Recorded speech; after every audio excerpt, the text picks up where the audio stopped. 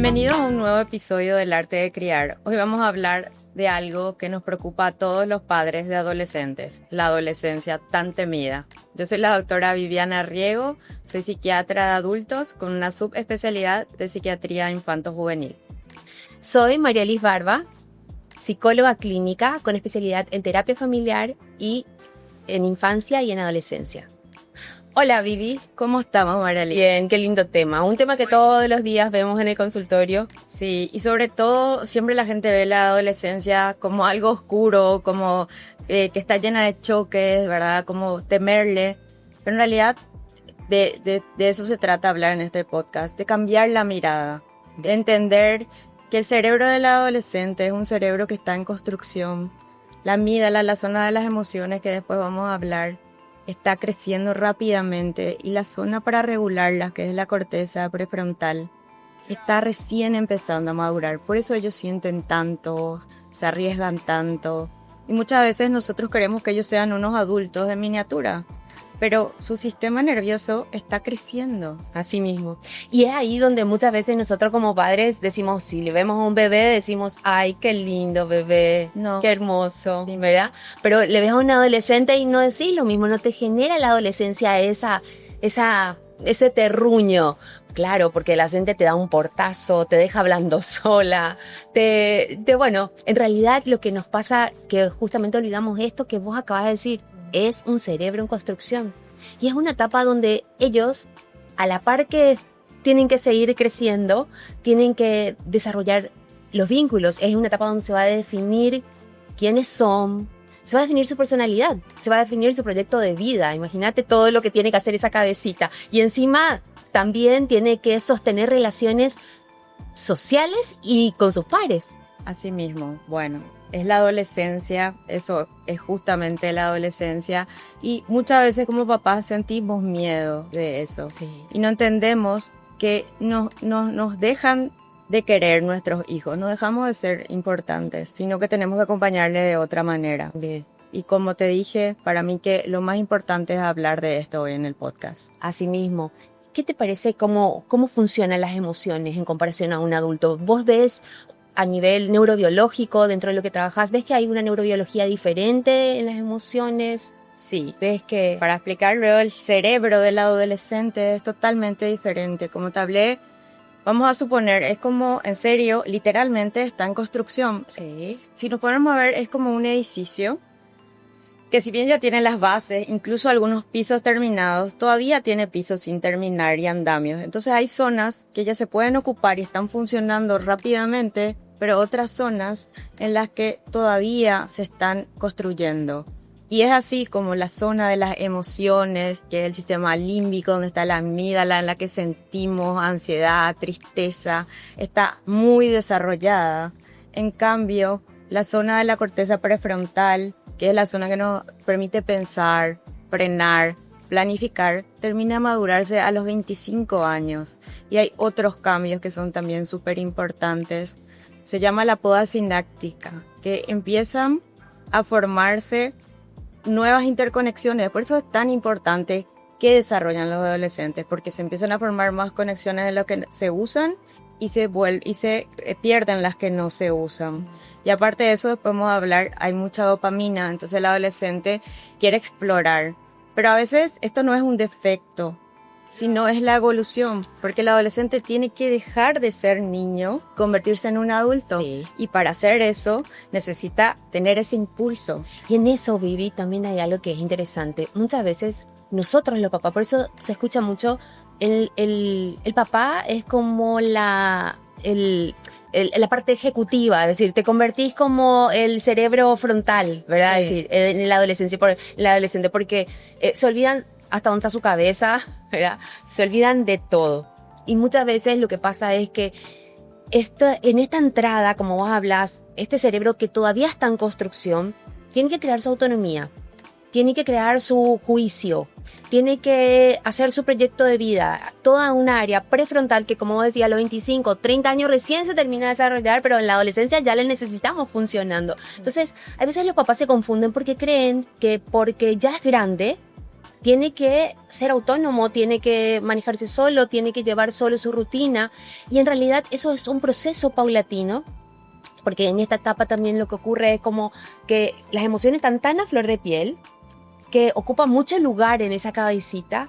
Y cuando tienen que una fecha que mamá le dijo, mira, que es el cumpleaños de la abuela mañana, ¿ellos qué se van a acordar? Para ellos eso no es lo realmente importante. Ellos están luchando por su lugar dentro de su mini sociedad, ¿verdad? De su ámbito, ¿verdad? Y como vos decís, hablando de las emociones, ¿verdad? Que es lo que quería explicar. Los adolescentes sienten muchísimo más que los adultos, justamente por lo que te expliqué y por lo que vos sabés luego, ¿verdad? De todo lo que son el sistema de las emociones.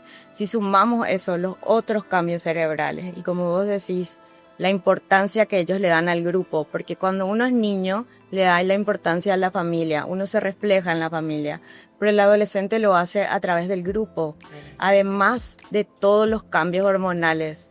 Entonces muchas veces son como un tren más o menos, ¿verdad? Que a veces uno tiene que no pararse enfrente porque nos va a llevar puesto, sino esperar que pase, que se tranquilicen y ahí poder hablar con ellos. Porque pasa mucho que nos desconcierta todo este sistema de emociones tan intensas. ¿Por qué? Porque nuestro hijo empieza a fluctuar y decimos, ¿dónde está nuestro pequeño niño hermoso, verdad? Sí. Porque un día viene súper feliz porque rindió bien un examen, al día siguiente se pelea con un compañero o algo, viene triste, después está ya no te quiere ese día. Te quiere hacer un portazo, cierra la puerta, vos nunca lo entendiste, sí. Después al día siguiente está bien, ¿verdad? Entonces es como que fluctúa mucho y eso no es patológico. Claro, evidentemente sí ya es exagerado o hay otros síntomas, sí, pero nos cuesta mucho, nos desorienta totalmente. Y ahí es donde yo veo que muchas veces los papás le tratan a sus hijos como si fuese un ex o como el que te estafó, porque le tratás como si fuese olvidándote toda esta ruta que nos estás hablando ahora de que cómo se construye neurológicamente. Es decir, sabiendo todo eso, es como que sos un poco más empático, sabes que cuando te dice que sos la peor, que sí. ¿Para qué nací en esta familia? En realidad lo que está pasando es que su sistema límbico está actuando y todavía no está pudiendo equilibrar con esta parte prefrontal. Y de eso, lógicamente, los papás no tenemos por qué saber, pero creo que a ver, si vamos a comprar un celular, vemos cuál es la carga, cuánto tiempo carga, cuánto tiene de memoria. Es decir, estudiamos lo que vamos a adquirir. Y bueno, nuestros hijos también tenemos que estudiar en las etapas que van a entrar, tenemos que formarnos, tenemos que saber a qué vamos a estar expuestos para poder llevar lo mejor posible esta etapa tan importante. Totalmente, porque imagínate que, por ejemplo, a veces también nos decimos, pero ¿se quiere o no se quiere? Porque su autoestima fluctúa, ¿verdad? Y entonces un día se quieren mucho y el otro día sienten con muchísima intensidad toda la tristeza, ¿verdad? Entonces es muy importante. Y yo siempre le digo a los papás y me digo a mí misma con mi hijo adolescente, no te lo tomes personal. Sí, no tomarse como personal. Y hay una cosa muy importante, ¿verdad? Que es muy común escuchar justamente que los adolescentes atraviesan esta crisis de identidad, ¿verdad? Y es difícil a veces a nosotros como papá entender eso. Sí. Qué lindo tema tocas ahí, porque ahí, mira, yo creo que hoy en día, a diferencia de, bueno, vos sos mucho menor que yo, 10 años menor que yo, entonces, pero a pesar de eso, todavía ya ni siquiera en tu generación tenías, yo menos, lo que hoy sí tienen ellos, que es tener un celular en la mano viendo la vida ajena. Entonces, ¿qué pasa con esto? En el momento donde el adolescente se tiene que identificar, tiene que saber, tiene que decir quién soy en este mundo, tiene la vida del vecino, del amigo, del primo, y encima mejor que la suya. Están en lugares mucho más placenteros que el de él muchas veces, y esa comparación no había en otras generaciones. Entonces, hoy en día, esta identidad juega un papel que nosotros no jugamos y que nosotros no estamos dimensionando. Ellos todo el tiempo están viendo la vida ajena, se están comparando y sabemos que la comparación lo que nos lleva es envidia. ¿Y qué es envidia? Es tristeza por la vida ajena. Entonces todo el tiempo están sintiendo ese resentimiento, mira, allá se fue a la fiesta y yo no, a él le invitaron y a mí no. Entonces, quien más quien menos entró en la adolescencia, en todas las generaciones, sintiéndose o la más gordita, o sintiéndose la no linda, o sintiéndose el que tenía acné y le daba vergüenza. Pero hoy se suma este aspecto de la comparación que activa pensamientos negativos sobre sí mismo. Todo el tiempo. Todo el tiempo. Y aparte las redes también, yo siempre digo, no es la realidad. Entonces te estás comparando con algo imposible. Sí. Es muy duro. Sí, es todo idealizado. Sí, es todo idealizado. todo idealizado. Sí. A ver, hablemos de la frustración. ¿Qué nos contás de la frustración? ¿Qué papel ocupa esta dopamina en esta explosiva frustración que se presenta? Porque nunca luego es así, me frustré, sino es el fin del mundo. Sí, bueno, una vez más el cerebro tiene que ver la acción, ¿verdad? Entonces, ¿qué nosotros pensamos en cuanto no solo en la frustración, sino, por ejemplo, la toma de riesgos y que de repente explotan? Este es un rebelde, ¿verdad? No, también el cerebro está en cambios. Entonces, todo lo que es la zona de recompensa, que es el núcleo accumbens, ¿verdad? Está llena de dopamina. Está llena de dopamina, pero llena de dopamina. Entonces, ¿qué pasa ahí? Todo le estimula primero al adolescente. 25, nosotros los adultos no podemos tener su grado de recompensa. Claro. Entonces, a ellos disfrutan más cuando se van a un lugar, les gusta más todo, sienten intensamente esto y empiezan a buscar estas conductas. Pero ¿qué pasa? Así como sienten tanto por el sistema de dopamina, también por todo lo que son el sistema, como hablamos de las emociones, pero todavía no está maduro el sistema frontal. Incluso hay estudios de resonancia que hablan de que cuando a un adolescente le ponen un límite que no está preparado o no está listo, o es un límite de golpe, es como que su corteza prefrontal se inhibe, ¿verdad? Y entonces es como que en ese momento le cuesta muchísimo pensar, por eso hay muchísimas explosiones emocionales y le cuesta mucho pensar en las consecuencias a largo plazo. Totalmente. Entonces, por eso la frustración y por eso nuestro rol es tan importante en poder acompañarles, en poder explicarles, en poder entender, esperar que pase ese momento, hablar con ellos. También tratar de fomentar esta búsqueda del placer y esta frustración a través de cosas que podamos orientarle, como el deporte o proyectos que le permitan frustrarse y también buscar esa novedad, ¿verdad? Saber que ellos están, que nosotros estamos para acompañarle es súper importante, porque a veces sentimos que nosotros como papás ya no existimos para ellos, pero existimos de una forma distinta. Sí. Tenemos que tener una conexión y tenemos que acompañarle y ellos tienen que saber que pueden equivocarse y volver y tener una fuente segura. Bien, y hay un aspecto, Vivi.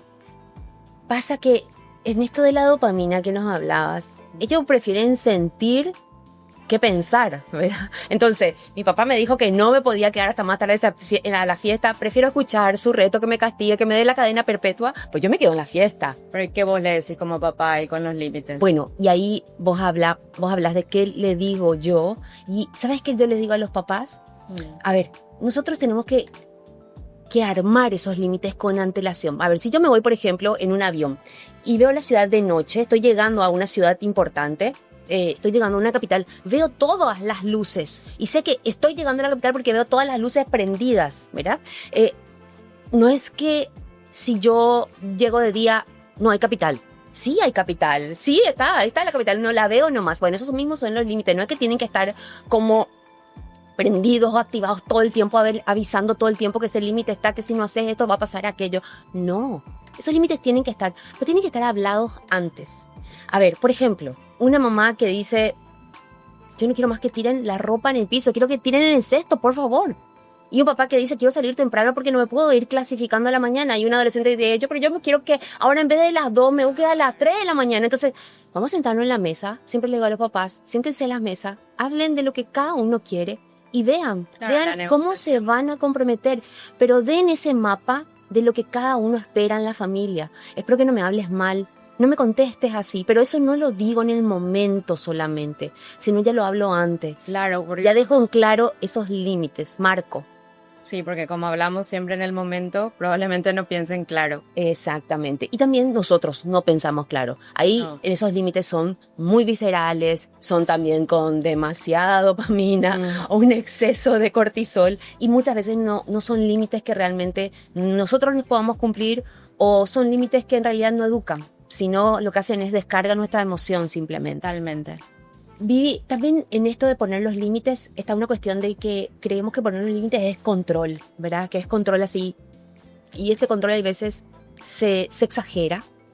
¿Qué nos podés decir vos cómo podemos poner expectativas reales en estas relaciones? Bueno, volvemos a entender lo mismo. Nosotros queremos que nuestros hijos adolescentes sean perfectos, saquen buena nota, hagan deporte, hagan un instrumento, se organicen perfectamente, ¿verdad? Y nosotros tenemos que vivir también con un criterio de realidad.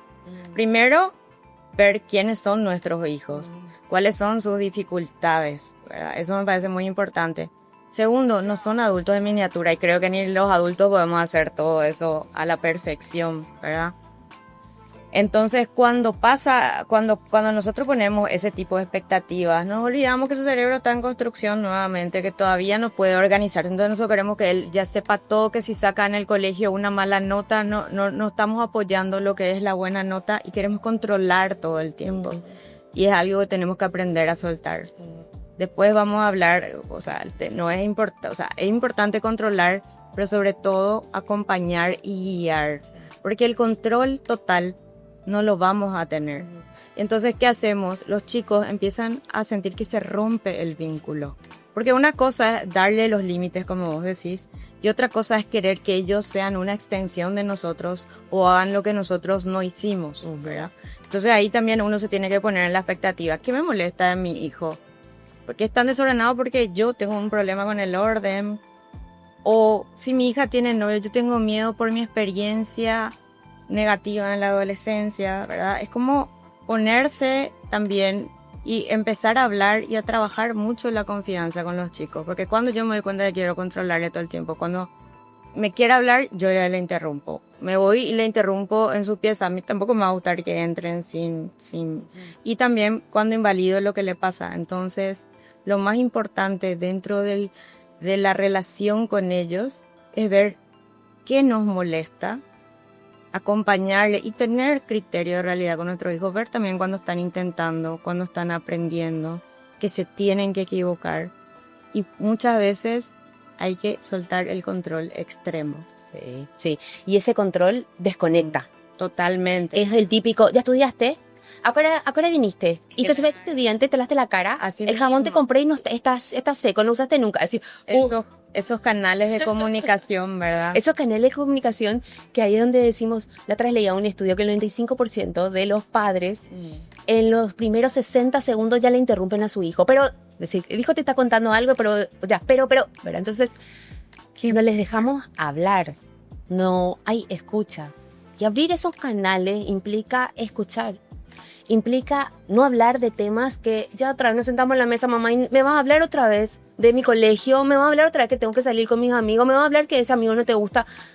Hablemos de esas cosas que conectan, de esas cosas que nos hacen reír, tengamos esa escucha activa y sobre todo usemos esas ventanas de comunicación que te habrá pasado a vos también, ¿verdad? Eso que te vas en el auto y de repente te dice tu hijo, mamá, cómprame un regalo para una nena porque le quiero regalar algo que tengo novia. Y vos te vas manejando así, te quedas como que frenando. Muchas veces. Claro, porque ¿qué pasa en ese momento? En ese momento no te están mirando a los ojos y el no mirar a los ojos les ayuda a ellos a poder abrirse porque todo el tiempo se sienten juzgados por nosotros. Claro, y ahí también yo digo, muchas veces nosotros uno no nos cuenta nada, pero yo quiero saber si cuando vos hablas con una amiga es, ¿cómo te fue? Y tu nota, ¿y qué pasó? Y le empezás a preguntar 60 cosas como un interrogatorio, no te van a contar, ¿verdad? A veces también es como que uno le puede contar algo que le pasó en el día que no sea estresante para abrir el canal, ¿verdad? Exactamente, entonces buscar esos canalcitos como cuando está tirado en la cama y tirarnos ahí a la noche, porque viste que ese momento donde está tirado ahí en la cama es ese momento donde parece que esa oxitocina de cuando eras chiquitito, te permitís, ¿verdad? Como que estás más relajado, entonces le permitís a mamá, a papá que se acueste un rato contigo y ahí le decís, bueno, ¿qué tal te fue hoy con tu compañero? O ¿qué tal los goles de esta semana? Es decir, y usar esas ventanas de comunicación. Pero esas ventanas de comunicación, ellos lo cierran. Y hay veces los papás con buenas intenciones la tratan de abrir, pero fuerzan. Y esa fuerza lo que hace es una desconexión del vínculo, ¿verdad? Totalmente, y por eso muchas veces es importante también que los papás, así como leyeron cuando sus hijos nacieron, también es importante porque hay claves, por ejemplo, para llevar una adolescencia más tranquila, Sí. ¿verdad? Por ejemplo, hay una clave que son las 3C, ¿verdad? La confianza, en confiar en lo que nosotros le enseñamos a nuestros hijos en la infancia y confiar también de que ellos se van a equivocar y van a poder rectificar eso y van a acudir a nosotros, ¿verdad? Y es muy importante también el vínculo que nosotros tengamos con ellos, fomentar ese vínculo y, por ejemplo, escucharle. Si vino y sacó una mala nota, antes de decirle, papá, saqué una mala nota, ¿y qué pasó? Escucharle. Después sí podés decirle, bueno, quizás tenemos que ver para que estudie o incluso que tenga la consecuencia, pero escucharle, vincularle, saber que él cuando se equivoca vos vas a estar, ¿verdad? Pero también es muy importante supervisar, que estamos hablando ahí. No es controlar, sino es supervisar. Entonces, ellos se sienten también que nosotros les estamos mirando. También hacen mejor las cosas cuando se sienten supervisados. En el colegio, por ejemplo, mejoran las notas porque saben que alguna comunicación tenemos que tener con los papás y supervisar esos límites, como decís, que ya están preestablecidos. Es muy importante. Sí. Bien, y si hablamos un poco de la autonomía, Vivi, a ver, en esto te quería comentar. O sea, es que encuentro muchos padres que tienen esta sensación de miedo a que no se frustre. Y no se va a frustrar mucho, ¿verdad? Es decir, vamos a decir, si establecemos, bueno, ya no le digas que estudie, déjale que estudie, pero si se aplaza. Creo que esto es algo nuevo. Ah, Creo que sí. en nuestra época no era así. Sí, la verdad que... Pero ahora hay un miedo terrible a que se frustren. Sí, no puede frustrarse. Sin embargo, la frustración, tanto aprendimos a ver cuántas cosas nos pasaron en la vida que fueron las cosas que nos permitieron, bueno, sacar lo mejor de nosotros, son unas oportunidades. La adolescencia es como una metamorfosis, es como la oruga que primero se agarra de la rama, ¿verdad? Y vos no sabés ni qué está pasando adentro de esa oruga, ¿verdad? Y después de eso, un día para otro saca sus alas, pero en ese un día para otro es un proceso. Y en ese proceso, que nosotros no sabemos lo que está pasando adentro, es la adolescencia. Es esto que no sabemos lo que está pasando adentro. Nosotros podemos suponer que no tiene que frustrarse, pero hay veces es lo mejor que le puede pasar. Yeah. Por eso, ahí un poquito lo que quiero terminar la idea es, lo más importante es que estemos conectados, que haya conexión, que haya comunicación, que usemos estas ventanitas de comunicación, porque en realidad no es el problema la frustración, el problema no es la caída, sino qué tan alta es esa caída que no me pude atajar. Si yo me caigo y bueno, pongo los brazos primero, la caída no es tan dolorosa. Si yo me caigo y tengo una frustración, pero tengo una red de apoyo, mis amigos, tengo una red de apoyo, mis primos, mis abuelos, mis padres, entonces esa caída no es lo significativamente dolorosa que si no tuviese eso. Claro, y también con respecto a la frustración, tenemos que dejar de salvarle de las cosas que tienen sus consecuencias. Me acuerdo que había un papá, por ejemplo, como, si nos lleva su cuaderno y que la anoten. Estamos corriendo, saliendo de nuestro trabajo, llevándole el cuaderno. Porque, ¿qué pasa? ¿Qué pasa? Antes no le podíamos llamar a nuestro papá a decir que traían el cuaderno porque no había manera. Pero todo el tiempo hacemos esto, ¿verdad? Sí. Y los chicos mismos te dicen, Vivi, por ejemplo, no necesitas teléfono en el colegio. Sí, porque si me olvido de algo le tengo que avisar a mi mamá. O si quiero algo le tengo que decir a mi mamá. Le decía a tu mamá a la salida del colegio, ¿verdad? Y eso hoy los chicos creen que no puede. Y los papás también creen que no, ¿verdad? Total. Que todo tiene que ser cuidando que no se frustre. Y ahí es interesante saber de que la frustración va a ser inevitable. Claro, y también aprender ahí dentro de la frustración a lidiar con esta montaña rusa de emociones que tienen los chicos. Como vos decís, esas ventanitas de comunicación. Sí. Entonces, cuando a un chico le pasa algo, lo más importante es validar lo que le está pasando. Muchas veces no vamos a estar de acuerdo, pero es primero que ellos vean, que nosotros les vemos. Che, veo que estás triste. ¿qué pasó? ¿Verdad? Después, ser como su reflejo, ¿verdad? Te escucho. Si ellos te cuentan algo, vos repetí lo que ellos te están diciendo para que sepan que son importantes. Y mordete las interrupciones. Mordete el consejo en ese momento. Mordete el consejo. Sí. Y después de eso, empatizar con ellos. Aunque muchas veces podemos decir, entiendo que te sientas así, pero también podemos no estar de acuerdo con lo que le llevó a esa emoción. Y otra cosa que los papás queremos hacer muchísimo con las emociones es anestesiar, sí, ¿verdad? O sea, por un lado, o negar las emociones, entonces ¿qué pasa? El chico empieza a sentir culpa de sentir emociones. Así mismo. Y después, hay una explosión hacia afuera, que después viene y te grita, que parece que te grita de la nada, pero estuvo acumulando, porque ni siquiera podía reconocer sus propias emociones.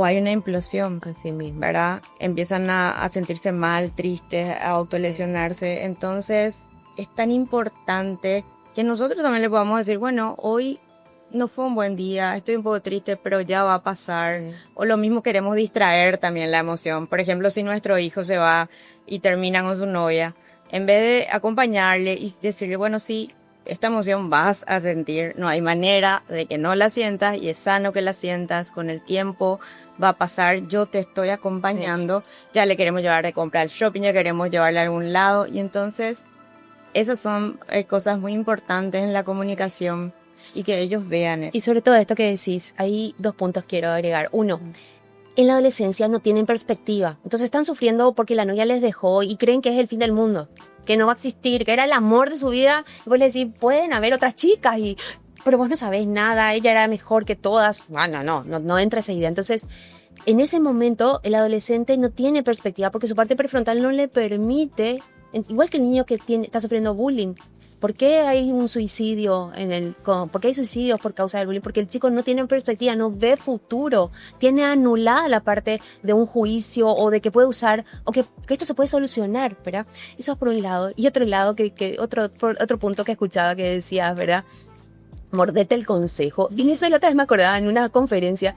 Me decía un papá, bueno, mi problema es que mi hija me cuenta todo. Entonces pues yo le digo, bueno, pero... Y ella me dice, no, cállate papá, no quiero escuchar lo que decís. Entonces me decía, ¿qué sugerencia me das? Y yo le decía, una sana sugerencia es que le escuches, pero que le preguntes, ¿pero puedo opinar? Y si te dice sí, que sea coherente con su sí y te escuche. Y si te dice no, pero que vos también seas coherente con esa pregunta y no opines. Totalmente, que es también lo que nos pasa a nosotros. Sí. A veces uno quiere contar, pero es acompañar. Y muchas veces incluso uno no puede estar de acuerdo con esa emoción, pero por lo menos es que ellos sepan de que somos un lugar seguro. Un lugar seguro. Bueno, y en un lugar seguro muchas veces es la casa, y hay hoy esta pantalla dentro de la casa, ¿verdad? ¿Cómo manejamos eso, Vivi? Bueno, la pantalla, como se habla hoy, es como la droga del siglo, ¿verdad? Antes, como vos dijiste, no teníamos, la pelea era que vengan temprano a casa. Ahora es dentro de la casa cómo le sacás de las pantallas. Y realmente funcionan como una droga, ¿verdad? Porque estimulan el mismo sistema de otro consumo de sustancia, que es el sistema de la dopamina. Entonces, con cada scroll que hacen, hay una descarga de dopamina, hay una intermitencia. Entonces, es muy normal y existe lo que es la adicción a las pantallas, ¿verdad? Que está muy comprobado, que afecta el sueño, que afecta la salud mental, hace que los chicos se pongan más ansiosos, se depriman más, afecta el rendimiento escolar, la interacción, la concentración entre mirarle al otro. Entonces es muy importante que nosotros tengamos en cuenta esto, ¿verdad? Que las pantallas realmente modifican el cerebro y nuestro cerebro no está preparado para tantos estímulos. Una profesora decía, no sé, yo ahora tengo que empezar a dar la clase con colores, o no sé, tengo que hacer algo de tipo payaseco para que me atiendan, ¿verdad? Porque ya la atención está tan metida en las pantallas y con tantos estímulos. Usan el celular en el recreo, ¿verdad? Y vienen con la velocidad de su Candy Crush que están jugando, o el juego Roblox que estén jugando, y después tienen que atenderle a la profesora que se va a un décimo de velocidad de lo que ellos estaban procesando en su cerebro, ¿verdad? ¿Cómo hace ese shock, verdad? Y ahí un poquito quería agregar el tema de cómo saber, cuando vos decías esto hay una adicción, cómo saber cuando estamos en un uso problemático, ¿verdad? En ese uso problemático Cuando le decimos a ese chico, apaga la pantalla, ya es un límite que establecimos, ya es el tiempo que tenemos que cortar, pero hay una explosión o hay un cambio de humor que vos decís, pero ¿qué pasó? Acá no le apagué la pantalla, parece que le quité la vida, más o menos. Abstinencia. Sí, esa abstinencia. Entonces cuando se empiezan a ver esas explosiones emocionales o esa frustración, ¿por qué no está viendo la pantalla? O cuando vemos que su rutina está muy en conexión con la pantalla, que no está el deporte, que no está la actividad social, en ese momento nos tiene que llamar la atención. O esto de, está mucho tiempo dentro de su pieza usando su tecnología, sus pantallas, y yo le dejo nomás porque ya hizo toda su tarea. Sí, claro, pero tenemos que hablar de eso. Le podemos dejar, pero tenemos que hablar de eso.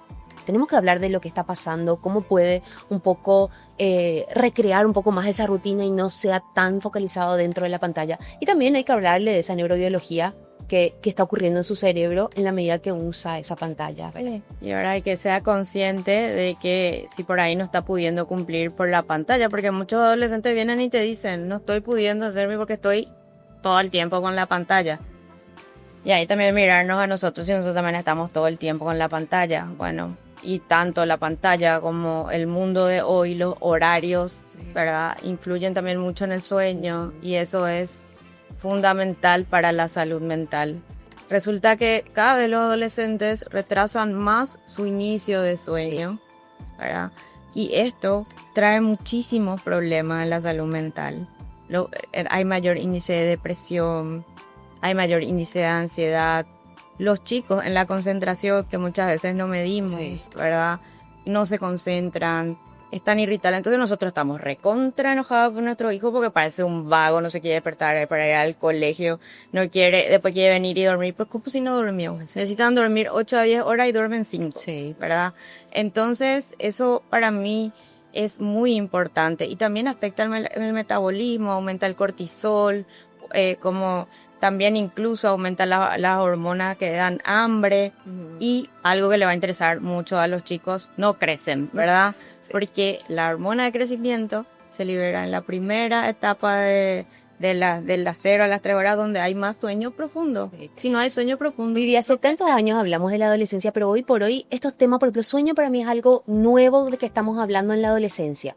Sueño, normalmente en la adolescencia hablamos siempre más de los límites, pero poder tener en esta agenda de padres el sueño y la actividad física. Sí, la actividad física es también fundamental porque les compensa en todos los sentidos, le ayuda a los chicos, porque en ese momento, si hablamos de neurobiología, se libera serotonina, dopamina, que es justamente el placer, todo lo que es, se libera también lo que se llama el factor de protección neuronal, que ayuda muchísimo a la memoria, previene la depresión. Y realmente un chico que hace deporte se siente más feliz, libera endorfinas.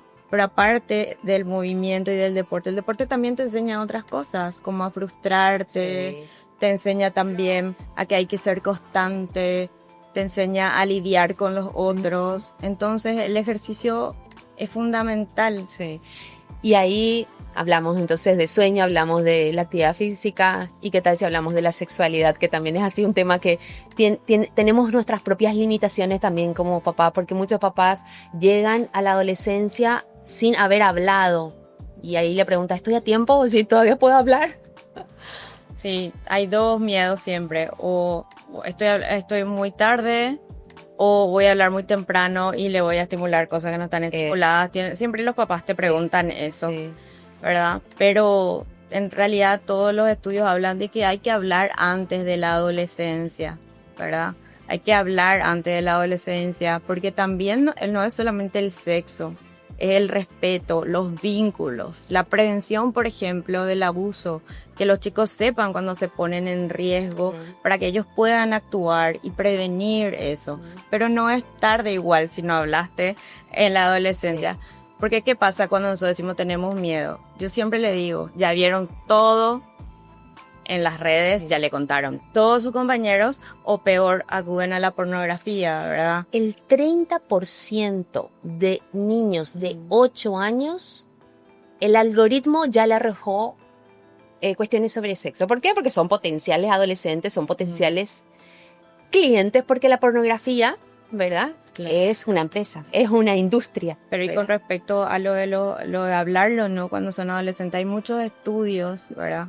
De que hablan, de que aunque vos igual le hablas a los adolescentes desde los 12 a los 17 años, se dio que hablar de esto disminuye mucho las conductas de riesgo. Sí. Y en ellos. Y también uno piensa que la educación sexual es como, bueno, el libertinaje, y no es así. Se vio que los chicos que reciben educación sexual postergan más el inicio, Tal cual. ¿verdad? Porque son Entonces, más conscientes de los riesgos, son más conscientes del cuerpo y también tienen un concepto del consentimiento. sí, y cuando uno no hace eso, empieza a dudar en la pubertad, y, como vos decís antes, y bueno, tenemos el problema de la pornografía. Claro. Y la pornografía también lo que hace es que les crea a los adolescentes, primero que es accesible, asequible, cualquiera, es barata, ¿verdad? No tienen que pagar nada, llega ahí muy fácilmente. El adolescente es como es el próximo cliente de esa industria. Y el adolescente que consume esa pornografía también es importante que sepamos que les enseña un concepto primero de amor que no es real, y un concepto de sexo que tiene agresivo, que tiene agresión, que es hasta actuado, ¿verdad? Porque tiene un fin, ¿verdad? Y el adolescente toma esa sexualidad, después se va a la sexualidad real, y se vio en estudios que adolescentes que se alimentaron de la pornografía en edades posteriores tienen disfunciones eréctiles, porque no llegan a satisfacerse como vieron en esa... Claro, esa actuación. es que es una producción, es una película. Es una película. Es lo mismo que ver una película de terror, o sea, Armada, o sea, claro. son actrices. armados, claro. Entonces te vas después con tu novia y pensás que eso tiene que pasar con ella y no pasa, ¿verdad? Entonces, hablar de esto, hablar de que eso no es amor y hablar que la sexualidad tiene que ver con el amor, y si solo tenemos que hablar en casa. Eso se tiene que hablar. Tiene que ver con el amor, con el vínculo, con el respeto, con la elección. ¿verdad? Es demasiado importante lo que vos decís, porque muchas veces se habla solamente a sexualidad, de sexo, no. Es también saber poner límites, hablarle de los límites del respeto hacia el otro.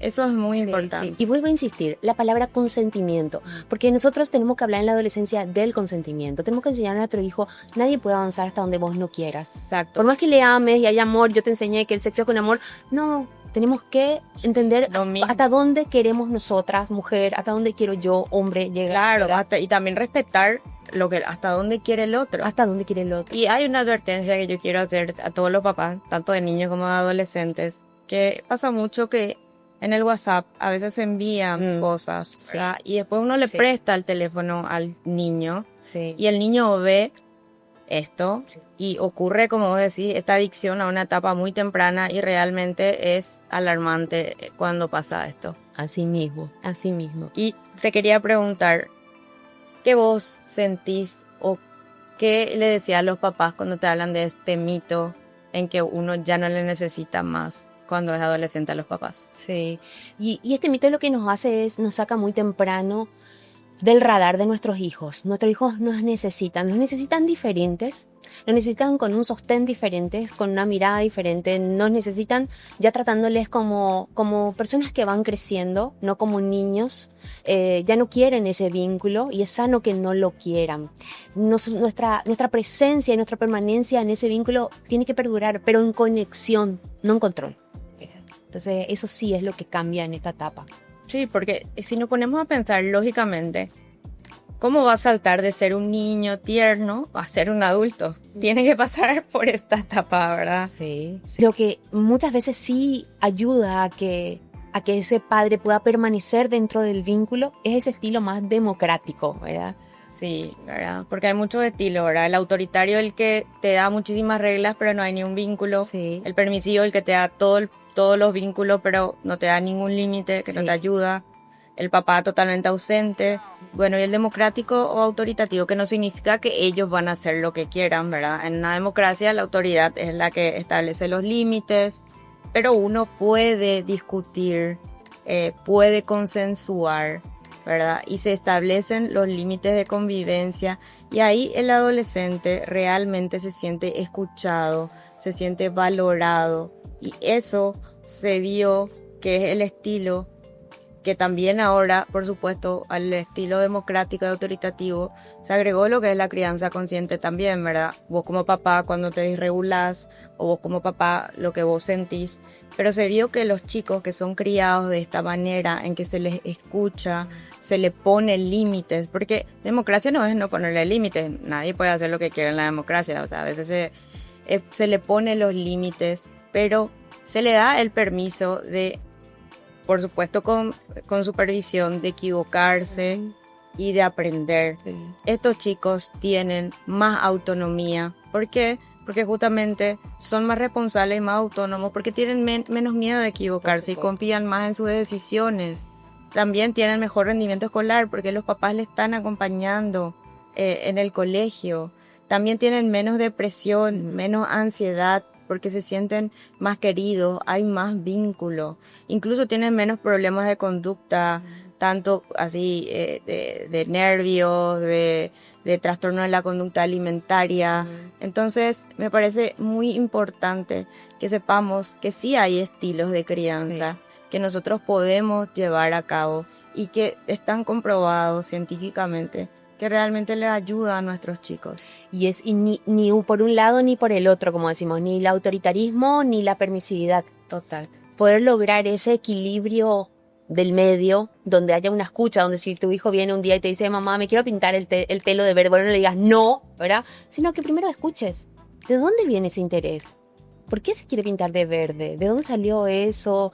Interesar, seguir hablando, decir, poner como en la agenda del día. Eso no quiere decir que sí te puedes pintar porque me dijiste ya y claro. No, pero poner, pero no antes ya decir no vas a hacer, porque esa represión es la que, como todo lo que apretamos por algún lado quiere salir, y esas son las vías de escape que en la adolescencia son tan riesgosas. Claro, y es como que le ponemos un cinturón emocional, ¿verdad? Que les permite moverse y poder aprender y equivocarse, pero nosotros estamos ahí, y eso es lo que también a veces se confunde. Eso no significa que ellos hagan lo que quieran. No. También para poder llevar esa crianza democrática, consciente, los padres tienen que estar dentro de un equilibrio emocional, pero hoy vemos que ahí toda la dinámica, todo lo que está pasando hoy a nivel de sociedad hace que los papás tengan un burnout, ¿verdad? Estén con cerebros quemados criando hijos. Sí, y justamente el burnout parental se caracteriza por un estrés crónico y la reacción de nuestro cuerpo a ese estrés crónico, tanto físico como mental, ¿verdad? Que tiene relación con la crianza, con el rol parental. Pero a diferencia del burnout del trabajo, acá es 24/7, no hay fin de semana, no hay vacaciones. Y realmente es muy importante que uno pueda reconocer esto. Se da más a veces cuando uno es muy autoexigente o es muy exigente con los chicos o no tiene una red de apoyo o cuesta organizar actividades. Entonces, bueno, tenemos que reconocer los síntomas, ¿verdad? Primero, hay un agotamiento extremo. A la mañana luego ya estás totalmente agotada, ya, ¿verdad? Ya no aguantas más, ¿verdad? Te perdés el disfrute de pasar con tus hijos. Es como que te sentás en el sofá y estás ahí en otro mundo, ¿verdad? A veces incluso prefieren irse a trabajar porque ya no saben o tienen miedo a las vacaciones, ¿verdad? Y uno se empieza a distanciar afectivamente. Pero esto no es porque no le quieran a sus hijos, es porque está tan quemado el cerebro que está en modo supervivencia. Entonces uno empieza a hacer todas las cosas que tiene que hacer, pero le cuesta conectar. Pero no porque no le ame, sino porque está en modo supervivencia. Y eso también es muy importante, y ahí viene después la culpa, que te empezás a comparar con el padre que eras y con el padre que ahora sos. Entonces es demasiado importante primero reconocer y después poder pedir ayuda y criar comunidad, ¿verdad? Sí. Y en esto de crear comunidad es sumamente importante en la adolescencia, crear comunidad, tener esa comunidad abierta del colegio y la familia, esa comunidad que contengan. ¿Viste la película la serie Adolescentes? ¿Llegaste a ver? Ahí decía el papá y yo, cuando estaban sentados en la cama y estaban viendo lo que hicieron en la crianza, ¿verdad? Decía el papá, a mí me pegaron y yo no le pegué y mira lo que nos pasó, y la mamá decía, culpándose, como siempre, las mamás culposas, decía la mamá, yo debería haber tocado la puerta, yo sabía que estaba ahí y no toqué esa puerta, ¿verdad? Pero hay algo que también vemos, es decir, esos papás se quedaban con eso, es decir, como si fuese que ellos fueron lo único que le criaron a ese adolescente. La comunidad también cría. Porque ¿qué pasó ahí en esa serie? Ahí vemos cómo el colegio no intervino, es decir, el colegio no estaba interviniendo, se sabía que estaba habiendo bullying, se sabía que este adolescente no estaba identificado con sus pares, estaba identificado con una comunidad, ¿verdad? Con una comunidad virtual, y eso el colegio no pudo identificar. Por eso es tan importante esa comunidad y esa contención escolar. Y también hablo de comunidad en la crianza de adolescentes, de abrirnos, que un valor importante que esté dentro de una familia es que podamos ayudar a una comunidad, que los adolescentes puedan hacer servicio social, porque ¿qué pasa, Vivi? Ese adolescente que hace un servicio social, que se va a esa comunidad, vuelve y te dice, mami, no sabes lo lindo, que lo felices que se pusieron, que nosotros les llevamos juguetes, o nosotros les llevamos unos brillitos, le pusimos, no sabes lo que estaban tan contentos, y volvés a tu casa y decís, gracias, porque yo tengo tanto, y mi papá y mi mamá me dan tanto, y te da gratitud, ¿verdad? Y también una parte importante de la comunidad, yo creo que es la parte espiritual, que el adolescente no se desconecte de lo espiritual. Claro que va a preferirse a la fiesta que a la misa, por supuesto, ¿verdad? Pero no hace falta que se vaya a la misa obligado. Sí, eso no es una cuestión de que tenés que obligar, pero también en casa podemos ser espirituales o tener esa misión de espiritualidad, de tener esa conciencia de que ahí está Dios y que también te puede sostener. No, y depende de la creencia, pero que sí somos seres espirituales también, ¿verdad? Porque muchos creemos en Dios, a veces los adolescentes se rebelan con eso, pero entender que no son solo un cuerpo, que hay una espiritualidad que se puede llamar como le quieran llamar, pero que es importante desarrollar eso. Y crear en comunidad también para mí es muy importante, crear otra comunidad con madres, por ejemplo, que son las mamás de los compañeros del colegio, que muchas veces se vuelven como, no sé, nuestras salvadoras, y somos salvadoras entre todas, ¿verdad? Las abuelas, las tías, es muy importante. Hay estudios en África, por ejemplo, que tienen menos burnout porque crían en comunidad que nosotros que criamos en soledad. Así mismo. Bueno, podemos seguir hablando, pero me encantó que en este tema que tuvimos hoy de mirar la adolescencia pudimos ver desde tantos lugares, no solamente de que tenemos un adolescente, sino que tenemos un adolescente en construcción, con un cerebro en construcción. Pudimos entender de que la adolescencia implica una crianza y implica de que los papás tenemos que estar conectados, que la adolescencia también implica revisar el sueño, la rutina del sueño, el deporte, cómo se alimentan y cómo están perteneciendo a una comunidad. Pensar hoy en la adolescencia es pensar en ese todo, no solamente en ese adolescente que se descontrola, que nos cierra la puerta y que no nos quiere hablar con nosotros. Es pensar, bueno, cómo nos estamos conectando con ellos. Ha sido un placer. Igualmente. Gracias, Vivi. Gracias, Marialis.